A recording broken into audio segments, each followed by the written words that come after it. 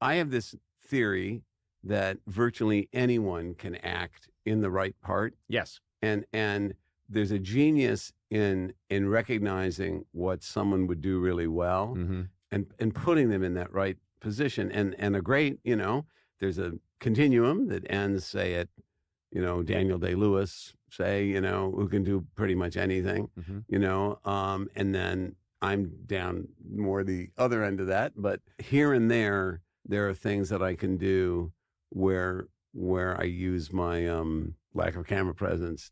Well, I'm going to, just because you brought it up, I'm going to skip way ahead of what I wanted to talk about next and just quickly remind people that in 2005, you're in There Will Be Blood, which remains one of my all-time favorite movies. Oh, I love There Will Be Blood. Of course, Paul Thomas You probably Anderson. think of it as a Daniel Day-Lewis movie, but yes.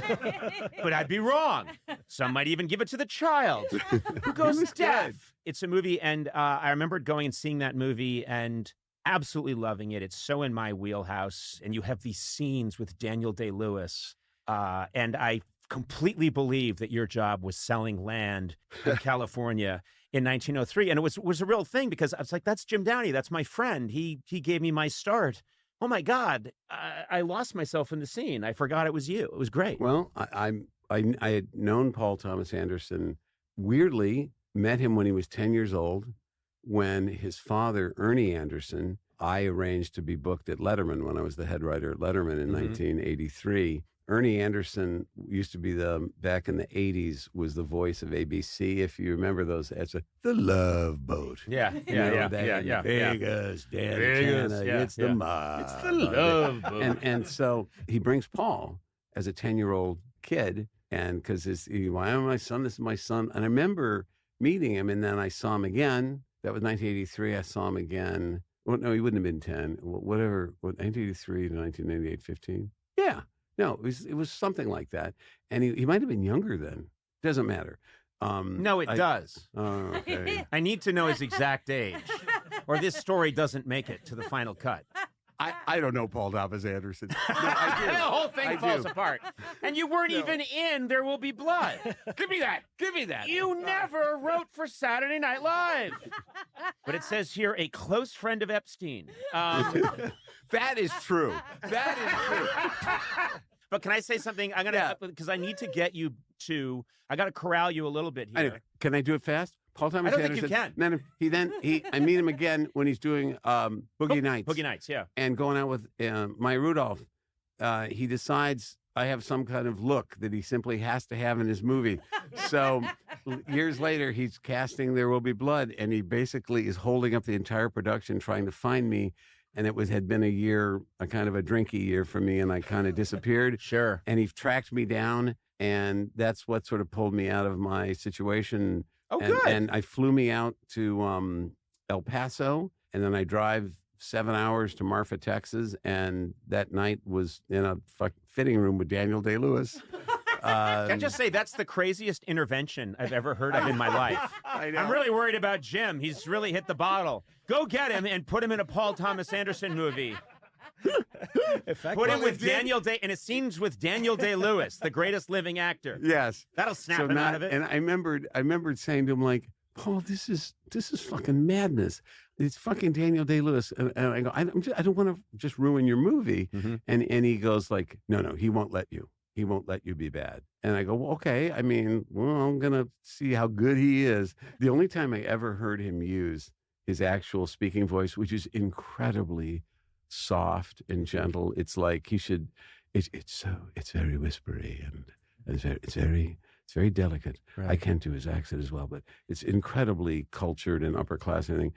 Was when he introduced himself the first time we met, which is literally in the dressing room. And he's pulling on his pants and stuff, and I'm getting fitted. And then when he introduced me to his wife a couple weeks later when she visited the set, and at all of the times he stayed resolutely in character. Wow. Which was like he was doing John Huston kind of And so I remember we had to, every morning that it was shot on the set where they filmed Giant outside of Marfa, Texas, a ranch that it's been like a 50-year drought there. And so they had all these rules, like you couldn't drive more than like 10 miles an hour. And that's an excruciatingly slow pace to be in a car. And you had to, it took like 40 minutes to drive to the set from our home base. And so every morning I would be driving with Daniel Day-Lewis, and he's in character talking about what he did over the weekend. So it's just like, I got to tell you, we went to the Riata. That was the best damn hamburger I've ever had. But it's just coming out of that face. It was really, That's hilarious. He wouldn't, and he's talking about totally current in day character. things. Never, absolutely. Yeah. Do you follow soccer? Or do you... And he arranged the World Cup happened that summer, and so he arranged to have the World Cup finals pumped into the Right. to the little theater. My clear memory of that movie is my head writer, Mike Sweeney, saw it first, and he came out and he loved it, and he called me up and he said, I just saw a movie and it's about you. And I said, what? So I went and saw There Will Be Blood, and it's, of course, Plainview is just this maniac. Yeah. And I said, what are you talking? He beats a guy to death at the end with a, I said, how am I like that? And he went, no, not that specifically. Just the, like, you're the kind of guy that would drag yourself through the desert with a broken leg. You know what I mean? Yeah, it was something about the will. You have this, like, Oh, yeah, crazy iron will. But he's got more intensity. I mean, man, Yeah. he you know, here's the thing. I have the original script. I can prove this if you need me to. The original script ended with me. I'm working with him, supposedly. He's brought me along when he moves to L.A. Yeah. And I come upon the crumpled body of Paul Dano. Not the waiter. Yeah. Yeah, Not the butler. Yeah, Not the butler. I'm the butler, and I'm not a butler exactly, Right. but I come in and I carry Daniel, who's like 6'7" or something. I mean, he's big guy, and I carry him out, and I feel, okay, I think I can handle it if he helps me a little bit. Right. The movie ended on my reaction to the horror. Yeah. Literally, that was supposed to be the shooting draft, and we started to go, are you fucking kidding me? Yeah. I That's mean, fantastic. That's great. And so and then they decided, because at one point Paul said, you know what, we're not gonna need you for the LA shoot in the Doheny Mansion, which is where they shot it. And I said, I wasn't hurt, because I always thought it was a lunatic idea to fucking end the movie on me. Right. And he said, like, he's so abusive to you in the earlier in the movie that it just didn't track that he would forgive you and then bring you along. Yes. In his later career. Yeah. One other thing I'll say about that is Robert Smigel actually knocked on my apartment door, bang, bang, bang. Because he knows Paul Thomas Anderson. Yeah. He knows him from Punch Drunk Love. Yeah. He says, Jimmy, Paul's been trying to get a hold of you. And we're like, for what? Oh, Paul Thomas Anderson? What? And he goes, yeah, he really wants you to do this movie, and they're holding up the casting, and the studio is really angry because he won't cast the part, and they want to get started. And I go, what? This is insane. It's a joke. And he goes, you should do it. You should do it. It's Daniel Day-Lewis.